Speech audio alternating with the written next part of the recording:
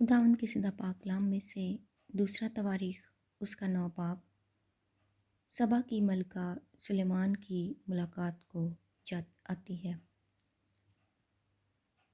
جب سبا کی ملکہ نے سلیمان کی شہرت سنی تو وہ مشکل سوالوں سے سلیمان کو آزمانے کے لیے بہت بڑی چلو اور اونٹوں کے ساتھ جن پر مسالے اور بافرات سونا اور جواہر تھے یروشلم میں آئی اور سلیمان کے پاس آ کر جو کچھ اس کے دل میں تھا اس سب کی بابت اس سے گفتگو کی۔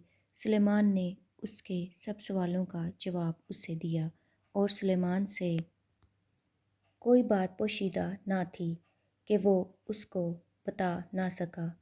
جب سبا کی ملکہ نے سلیمان کی دانش مندی کو اور اس گھر کو جو اس نے بنایا تھا اور اس کے دسترخوان کی نعمت اور اس کے خادموں کی نشست اور اس کے ملازموں کی حاضر باشی اور ان کی پوشاک اور اس کے ساقیوں اور ان کے لباس کو اور اس زینہ کو جس سے وہ خداوند کے مسکن کو جاتا تھا دیکھا تو اس کے ہوش اڑ گئے۔ اور اس نے بادشاہ سے کہا کہ وہ سچی خبر تھی جو میں نے تیرے کاموں اور تیری حکمت کی بابت اپنے ملک میں سنی تھی، تو بھی جب تک میں نے آ کر اپنی آنکھوں سے نہ دیکھ لیا، ان کی باتوں کو باور نہ کیا۔ اور دیکھ جتنی بڑی تیری حکمت ہے اس کا آدھا بیان بھی میرے آگے نہیں ہوا۔ تو اس شہرت سے بڑھ کر ہے جو میں نے سنی تھی۔ خوش نصیب ہیں تیرے لوگ اور خوش نصیب ہیں تیرے یہ ملازم جو سدا تیرے حضور کھڑے رہتے اور تیری حکمت سنتے ہیں۔ خداوند تیرا خدا مبارک ہو جو تجھ سے ایسا راضی ہوا کہ تجھ کو اپنے تخت پر بٹھایا تاکہ تو خداوند اپنے خدا کی طرف سے بادشاہ ہو، چونکہ تیرے خدا کو اسرائیل سے محبت تھی کہ ان کو ہمیشہ کے لیے قائم کرے، اس لیے اس نے تجھے ان کا بادشاہ بنایا تاکہ تو عدل و انصاف کرے۔ اور اس نے 120 قنطار سونا اور مسالے کا بہت بڑا انبار اور جواہر سلیمان کو دیے، اور جو مسالے سبا کی ملکہ نے سلیمان بادشاہ کو دیے ویسے پھر کبھی میسر نہ آئے۔ اور سلیمان بادشاہ نے سبا کی ملکہ کو جو کچھ اس نے چاہا اور مانگا اس سے زیادہ جو وہ بادشاہ کے لیے لائی تھی دیا، اور وہ لوٹ کر اپنے ملازموں سمیت اپنی مملکت کو چلی گئی۔ سلیمان بادشاہ کی دولت و ثروت۔ اور جتنا سونا سلیمان کے پاس ایک سال میں آتا تھا اس کا وزن 666 قنطار سونے کا تھا۔ یہ اس کے علاوہ تھا جو بیوپاری اور سوداگر لاتے تھے۔ اور عرب کے سب بادشاہ اور ملک کے حاکم سلیمان کے پاس سونا اور چاندی لاتے تھے۔ اور سلیمان بادشاہ نے پیٹے ہوئے سونے کی 200 بڑی ڈھالیں بنوائیں۔ 600 مسکال پیٹا ہوا سونا ایک ایک ڈھال میں لگا، اور اس نے پیٹے ہوئے سونے کی 300 ڈھالیں اور بنوائیں، ایک ایک ڈھال میں 300 مسکال سونا لگا، اور بادشاہ نے ان کو لبنانی بن کے گھر میں رکھا۔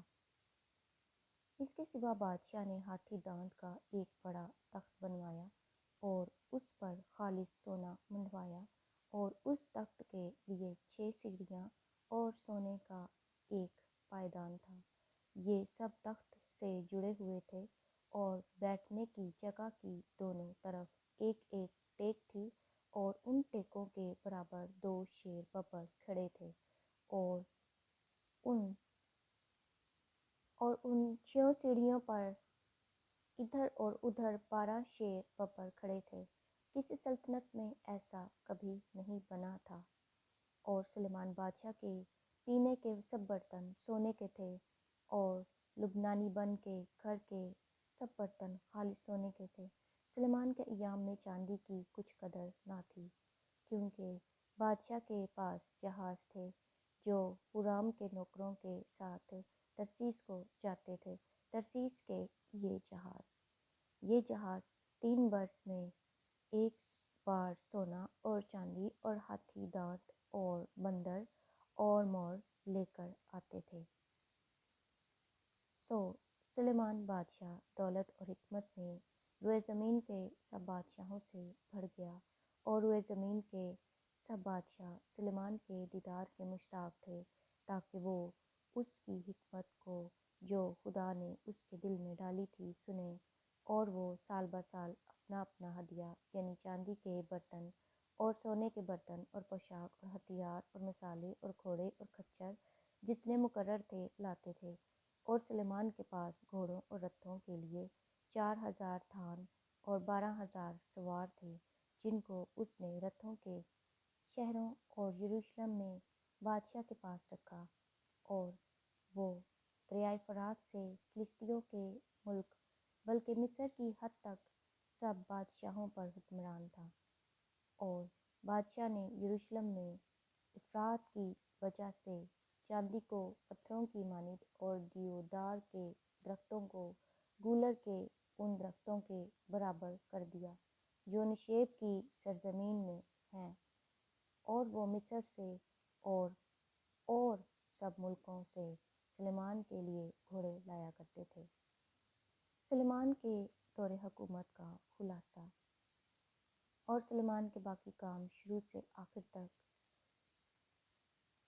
کیا وہ ناتن نبی کی کتاب میں، اور سیلانی اخیا کی پیشن گوئی میں، اور ایدو غیب بین کی روایتوں کی کتاب میں جو اس نے یربعام بن نبات کی بابت لکھی تھی مندرج نہیں ہے۔